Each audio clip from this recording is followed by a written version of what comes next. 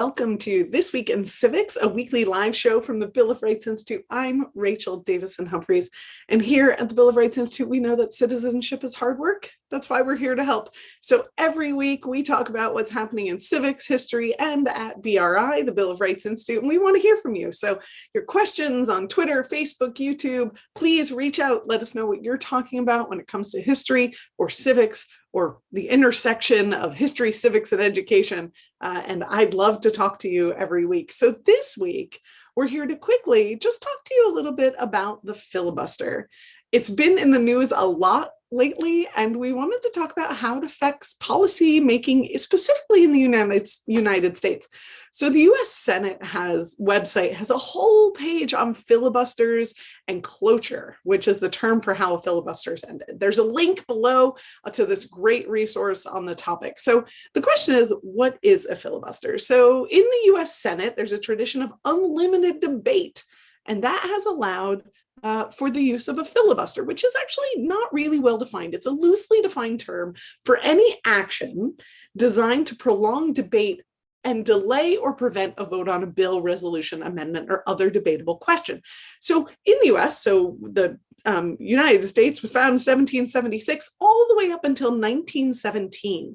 The Senate rules didn't actually provide any way to end a debate and force a vote on a measure. So you have these stories of these incredibly long speeches and debates that would go on for days.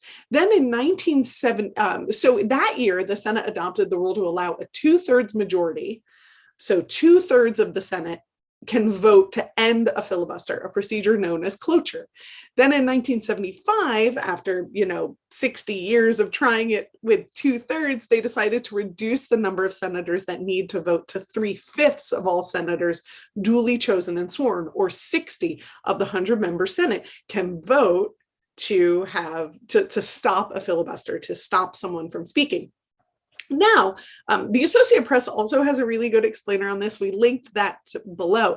But there are a lot of questions that come up about whether or not the filibuster is a useful rule or a useful tool in the Senate, whether there should be more restrictions on how different individual senators can get together to stop the voting on the different acts. BRI has a whole lesson on this to help you with filibusters and procedures and the history of Congress in our resource, The Second Branch, Congress and the Constitution. And in that resource, we actually have an entire lesson on the filibuster with a couple of readings. But it also asks a lot of really important questions, like, why is the filibuster seen as an obstructive tool? It actually benefits the minority. And so it asks questions about the nature of democracy and majority versus minority rule, and how you have tyranny of the majority and the protection of minority ideas. And if you get rid of the filibuster rule, what does that do for that balance of power among those interested parties? Should the position of a political party regarding the filibuster change depending on whether they're in power or not? How does having a tool like the filibuster help protect the voice of the minority in the Senate?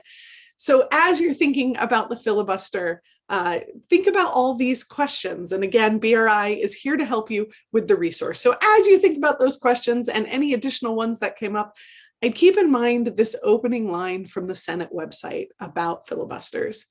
Whether praised as the protector of political minorities from the tyranny of the majority or attacked as a tool of partisan obstruction, the right of unlimited debate in the Senate, including the filibuster, has been a key component of the Senate's unique role in the American political system.